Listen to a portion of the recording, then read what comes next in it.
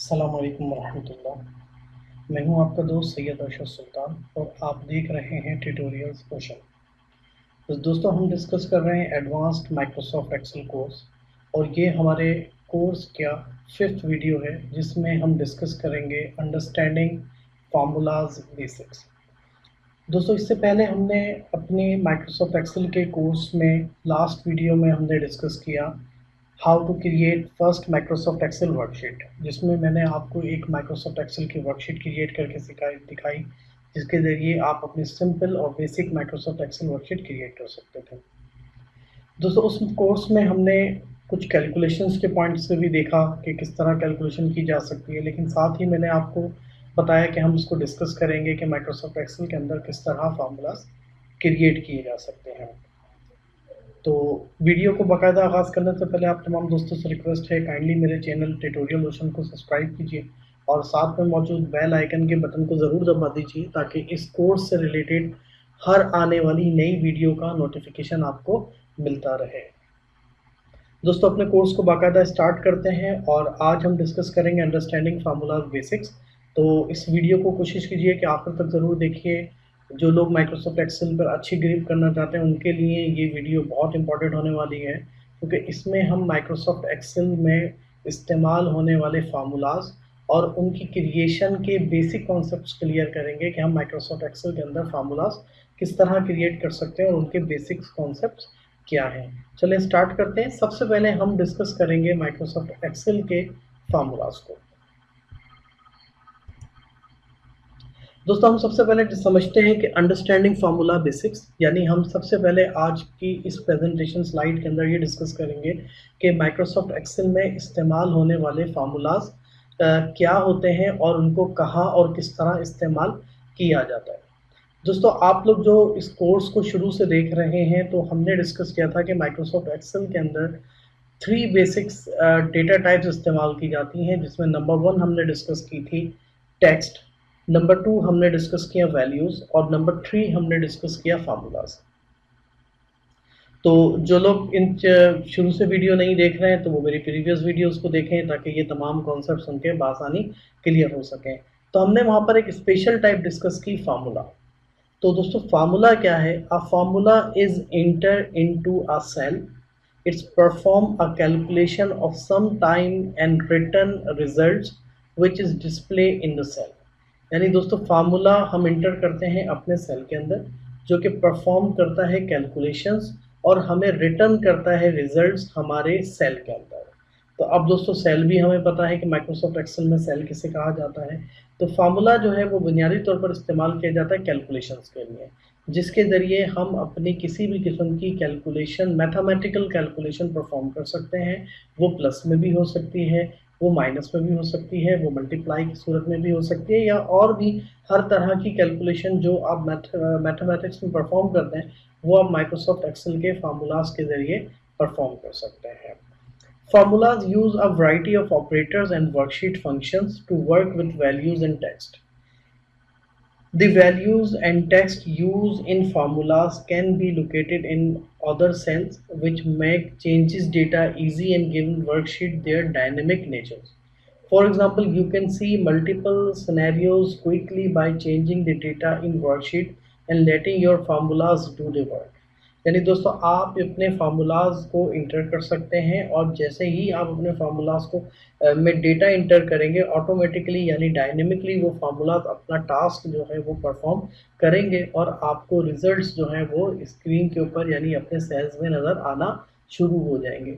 जब हम इसका बाकायदा प्रैक्टिकल करेंगे तो आपको ये पॉइंट और ये कॉन्सेप्ट बहुत आसानी के साथ और बेहतर अंदाज में इंशाल्लाह क्लियर हो जाएंगे। अब हम डिस्कस करते हैं सेकंड स्लाइड के अंदर। A formula can contain consist of any of this element, यानी हमारा जो फार्मूला है वो किन बुनियादी एलिमेंट्स के ऊपर मुश्तमिल होता है, डिपेंड करता है, या हमारा फार्मूला किन किन वैल्यूज़ के ऊपर, किन एलिमेंट्स के ऊपर बेस करता है, हम उनको डिस्कस करते हैं। नंबर 1 सबसे पहले हमारी जो पॉइंट है वो है mathematical operators such as plus for addition and asterisk for multiplication. दोस्तों ये जो हमारे ऑपरेटर्स हैं, मैथमेटिकल ऑपरेटर्स हैं, इनमें हमारे पास हमारे फार्मूलाज में इन पे डिपेंड करते हैं, जिनके ज़रिए हम अपने फार्मूलाज में प्लस माइनस मल्टीप्लाई डिवाइड और स्टेरिक यानी मल्टीप्लिकेशन की कैलकुलेशन परफॉर्म कर सकते हैं। तो इनको मैथमेटिकल ऑपरेटर्स कहा जाता है। इसकी भी डिटेल हम अभी डिस्कस करेंगे वीडियो में। Number 2, cell reference including name, cell and range, यानी हमारे फार्मूलाज जो है वो सेल रेफरेंस के ऊपर बेस करते हैं कि जब हम दो फार्मूलाज क्रिएट करते हैं तो हम अपने माइक्रोसॉफ्ट एक्सेल के सेल, जैसे कि हमने डिस्कस किया A1 B1, तो उसको भी हम इसमें शामिल कर सकते हैं। वैल्यू और टेक्स्ट पे भी मुश्तमिल हमारे फार्मूलाज हो सकते हैं। वर्कशीट फंक्शन सच एज सम और एवरेज। तो दोस्तों ये चारों पॉइंट्स हमने डिस्कस किए हैं। यकीनन इसको अभी आपको समझने में थोड़ी सी मुश्किल होगी, लेकिन जैसे ही हम इस पे थोड़ा इसी क्लास में यानी हमारे आज की ट्यूटोरियल में हम थोड़ा आगे बढ़ेंगे तो इंशाल्लाह आप देखेंगे कि आपके ये सारे पॉइंट्स बआसानी क्लियर होते चले जाएंगे। Types of formulas. दोस्तों माइक्रोसॉफ्ट एक्सेल के फार्मूलाज पे काम करने से पहले और उनको समझने से पहले ज़रूरी है कि हम अपने माइक्रोसॉफ्ट एक्सेल के फार्मूलाज की टाइप्स को डिस्कस करें। हमें पता होना चाहिए कि माइक्रोसॉफ्ट एक्सेल में किस तरह के और कितनी किस्म के फार्मूलाज इस्तेमाल होते हैं और उनके बेसिक कॉन्सेप्ट्स क्या हैं।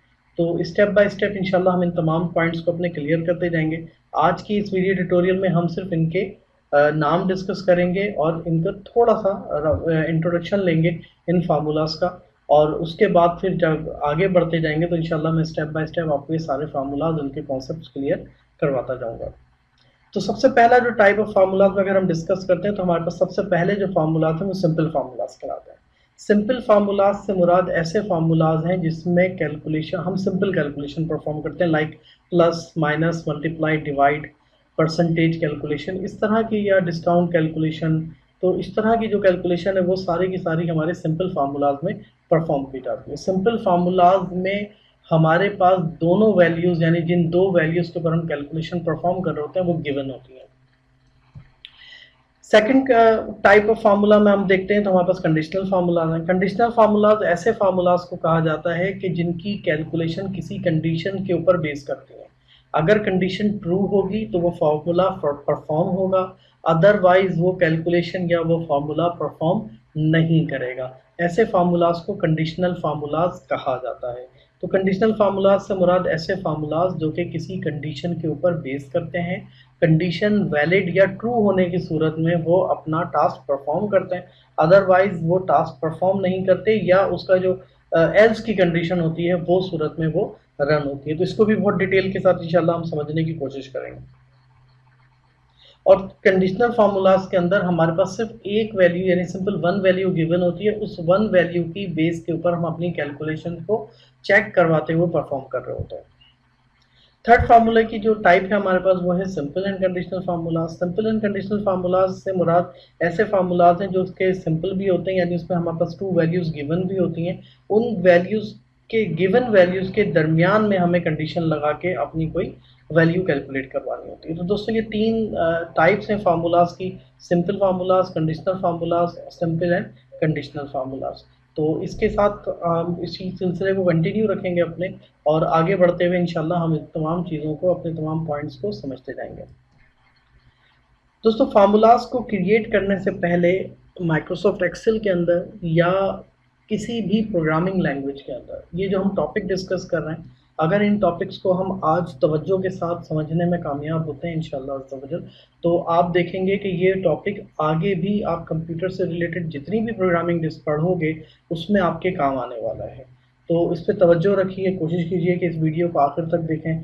कोई क्वेश्चन, कोई प्रॉब्लम अगर आपको इस वीडियो से टॉपिक से समझने से प्रॉब्लम मुतालिक होती है तो कमेंट्स की सूरत में मुझसे ज़रूर डिस्कस कीजिए, ताकि इसके ये तमाम कॉन्सेप्ट्स आपके क्लियर हो सकें। तो दोस्तों हम सबसे पहले माइक्रोसॉफ्ट एक्सेल के फार्मूला बेसिक्स के कॉन्सेप्ट में हम सबसे पहला जो पॉइंट डिस्कस करने वाले हैं वो है define operands and operators.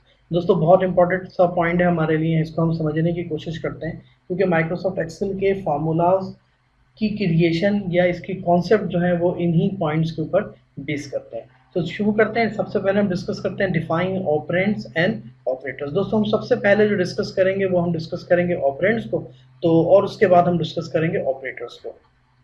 Operands, दोस्तों ऑपरेंड्स किसे कहा जाता है? In a formula, specified data you want to calculate in operands can be, यानी आपका वो डेटा जिसे आप कैलकुलेट करना चाहते हैं उस डेटा को ऑपरेंड कहा जाता है। फार्मूलाज के अंदर वो मखसूस डेटा जिस डेटा को आप कैलकुलेट करना चाहते हैं उस डेटा को ऑपरेंड्स कहा जाता है। आपके जो ऑपरेंड्स हैं वो आपके न्यूमेरिक्स पर मुश्तमिल हो सकते हैं। मिसाल के तौर पे 8 इंटू 12 आप एक देख रहे हैं, ये एक छोटा सा फार्मूला है जिसमें ये जो 8 और 12 है ये आपके ऑपरेंड्स हैं। आपके ऑपरेंड्स जो है वो सेल की सूरत में भी हो सकते हैं, क्योंकि हमें पता है माइक्रोसॉफ्ट एक्सेल के अंदर जो है वो हम सेल्स को इस्तेमाल करते हैं। अब इसको हम मजीद समझने की कोशिश करते हैं ऑपरेंड्स को, ताकि ये कॉन्सेप्ट हमारा क्लियर हो जाए और स्ट्रांगली हम इसको अंडरस्टैंड करने में कामयाब हो जाए। दोस्तों आपके सामने इस टाइम दो वैल्यूज हैं, एक वैल्यू है 8 और एक वैल्यू है 12। 8 को मैंने ग्रीन कलर से हाईलाइट किया और 12 को मैंने रेड कलर से हाईलाइट किया। मैं ये चाहता हूं कि 8 को मल्टीप्लाई किया जाए 12 के साथ, यानी मैं एक ऐसी कैलकुलेशन क्रिएट करना चाहता हूं, एक ऐसा फार्मूला क्रिएट करना चाहता हूं जिसमें 8 मल्टीप्लाई 12 हो सके। तो दोस्तों इसमें इस छोटे से फार्मूले में हम समझते हैं कि ऑपरेंड्स कौन से हैं और ऑपरेटर कौन सा है। तो दोस्तों ये 8 और 12 की जो वैल्यू है इसको कहा जाता है ऑपरेंड्स। आप देख रहे हैं कि ये जो 8 और 12 की वैल्यू है ये कहलाती है आपकी ऑपरेंड्स।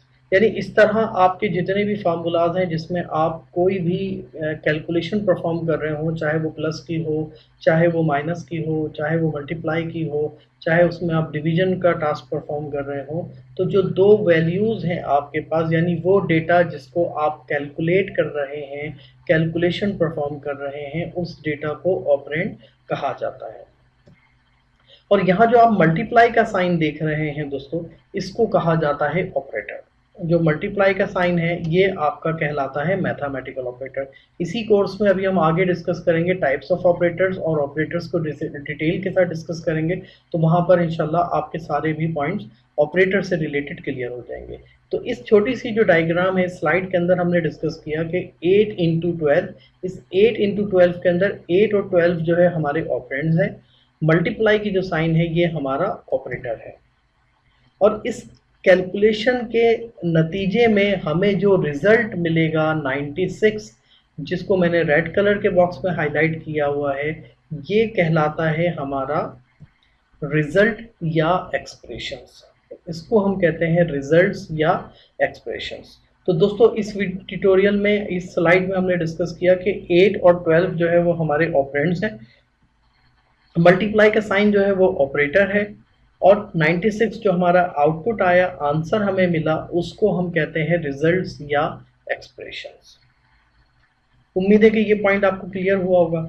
आगे डिस्कस करते हैं नेक्स्ट पॉइंट। तो नेक्स्ट पॉइंट में हम डिस्कस करते हैं जनाब अपने मजीद डेटा को। आपके जो माइक्रोसॉफ्ट एक्सेल के अंदर जब हम काम करते हैं तो ज़रूरी नहीं कि हम न्यूमेरिक ही या वैल्यूज़ को ही कैलकुलेशन के अंदर परफॉर्म करें। हम इसकी जगह पे सेल एड्रेस भी यूज़ कर सकते हैं, एड्रेस की रेंज भी यूज़ कर सकते हैं, और रेंज के साथ साथ उसके नेम भी इस्तेमाल कर सकते हैं। तो ये भी हमारे ऑपरेंड्स हैं। यानी अब आपके सामने एक बॉक्स है जिसका नाम है A1 और एक बॉक्स है जिसका नाम है B1, और एक्सेल की टर्म में हम इसको कहते हैं सेल। एक्सेल की टर्म में इसको हम कहते हैं सेल, A1 और B1। अब अगर हम इस A1 और B1 को डिवाइड करना चाहते हैं तो दोस्तों हमारे पास ये A1 की जो वैल्यू है, इसके अंदर जो भी लिखा गया वो हमारा, और B1 के अंदर जो लिखा गया वो हमारे ऑपरेंड्स हैं, और ये जो डिवाइड का साइन आप बीच में देख रहे हैं ये हमारा ऑपरेटर है। इसी की तरह हम इसी एक्सेल के अंदर हम इसको इस तरह भी लिख सकते हैं, A1 कॉलन A10। A1 से लेके A10 तक के दरमियान जो भी वैल्यूज़ हैं उसके दरमियान हम कोई कैलकुलेशन परफॉर्म कर सकते हैं। तो A1 और A10 के अंदर जो वैल्यूज़ हैं वो ऑपरेंड्स हैं हमारे, और ये जो कॉलन की साइन आपको नज़र आ रही है इसको ऑपरेटर कहा जाता है, रेंज ऑपरेटर। इसी तरह दोस्तों हम एक्सेल के अंदर वर्कशीट्स के फंक्शंस भी इस्तेमाल कर सकते हैं।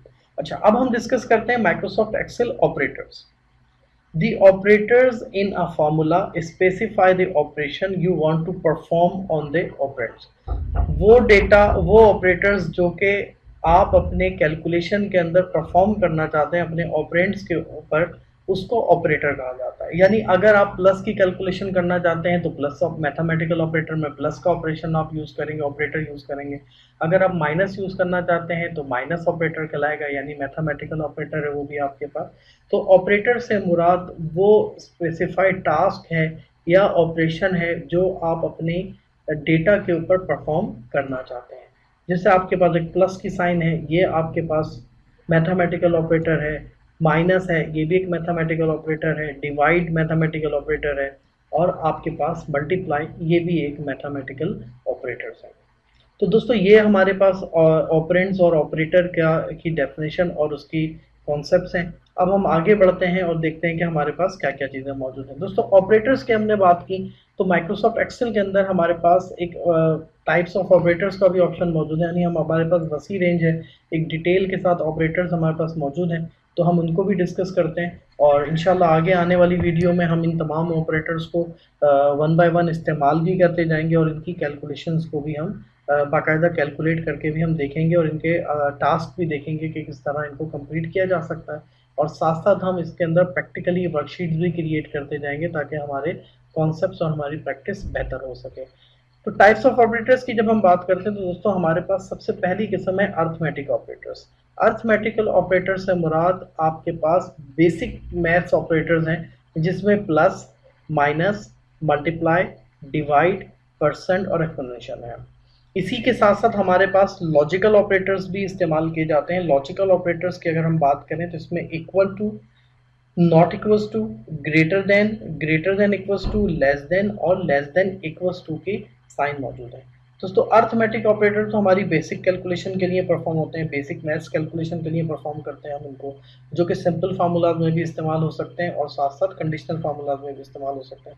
लेकिन लॉजिकल ऑपरेटर्स की अगर हम बात करते हैं तो दोस्तों ये कंडीशनल ऑपरेटर्स के लिए इस्तेमाल, कंडीशनल फार्मूलाज के लिए इस्तेमाल किए जाते हैं।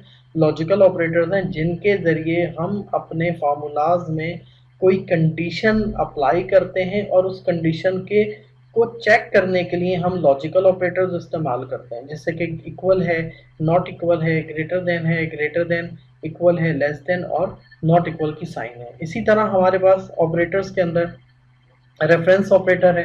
रेफरेंस ऑपरेटर में अभी हमने एक शीट में ही देखा, अपने स्लाइड के अंदर हमने कॉलन की साइन देखी, ये रेंज ऑपरेटर कहलाता है हमारे पास। यानी अगर हमें एक स्पेसिफिक सेल से लेके दूसरे सेल तक कोई रेंज क्रिएट करनी हो, range of continuous cell, for example A1 to C16, तो हम इस्तेमाल करेंगे कॉलन की साइन, जो कि हमें एक से लेके दूसरे सेल तक के दरमियान आपको दे देगा। और अगर आप सेपरेटली कोई सेल यूज करना चाहते हैं, नॉन कंटिन्यूसली सेल यूज करना चाहते हैं, तो आप A1 कॉमा B1 भी इस्तेमाल कर सकते हैं। तो ये कॉमे के जो साइन है ये भी आपके पास सेल के एड्रेसेस के लिए इस्तेमाल किया जाता है।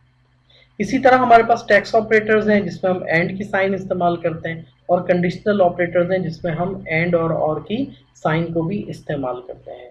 तो दोस्तों ये हमारे पास माइक्रोसॉफ्ट एक्सेल के बेसिक ऑपरेटर्स हैं और जिनके ज़रिए हम अपने एक्सेल के अंदर कैलकुलेशन परफॉर्म कर सकते हैं।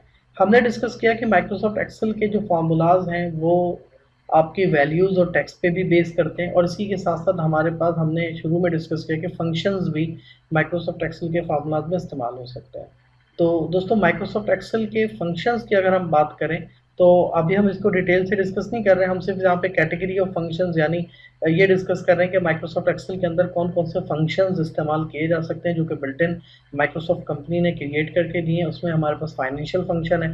ज़ाहिर है नाम से ही आपको आइडिया हो रहा होगा कि फाइनेंशियल फंक्शन से मुराद अकाउंटिंग के और फाइनेंस से रिलेटेड फंक्शन है जिसके अंदर हम कंप्लीट अकाउंट्स के ऑप्शन को इस्तेमाल कर सकते हैं। इसी तरह हमारे पास टैक्स फंक्शन है, लॉजिकल फंक्शंस है, मैथ फंक्शंस हैं, डेट इन टाइम फंक्शंस हैं, इंफॉर्मेशन फंक्शंस हैं, स्टैटिकल फंक्शन है, लुकअप एंड रेफरेंस फंक्शन, और साथ साथ हमारे पास डेटाबेस के फंक्शंस हैं। तो इस वीडियो ट्यूटोरियल में इंशाल्लाह हम इस पूरी लाइब्रेरी को भी कवर करेंगे जिसमें हमारे फाइनेंशियल फंक्शंस होंगे। फाइनेंशियल फंक्शंस के अंदर हम डेप्रिसिएशन से रिलेटेड फंक्शंस हैं, टैक्स से रिलेटेड फंक्शंस को भी हम डिस्कस करेंगे। तो इस वीडियो के साथ, इस कोर्स के साथ जुड़े रहिए, इस तमाम वीडियोस को देखें और ताकि आप माइक्रोसॉफ्ट एक्सेल के कोर्स को बहुत अच्छी तरीके से समझ सकें। फंक्शन लाइब्रेरीज की अगर बात करें तो अगर आप चाहते हैं कि माइक्रोसॉफ्ट एक्सेल के अंदर ये लाइब्रेरी हमें किस तरह नजर आएगी, तो आप इस लाइब्रेरी को इस तरह देख सकते हैं। वीडियो देखने के लिए बहुत शुक्रिया दोस्तों। अगर आपने अभी तक मेरे चैनल ट्यूटोरियल ओशन को सब्सक्राइब नहीं किया तो काइंडली इसको सब्सक्राइब कीजिए। वीडियो पसंद आई है तो इसको लाइक एंड शेयर कीजिए और साथ साथ कमेंट्स से ज़रूर आगाह कीजिए ताकि इस कोर्स को मज़ीद बेहतर इम्प्रूव किया जा सके। वीडियो देखने के लिए अगेन बहुत शुक्रिया। जज़ाकल्लाहु खैरा। फिद दारैन। अस्सलामु अलैकुम व रहमतुल्लाह।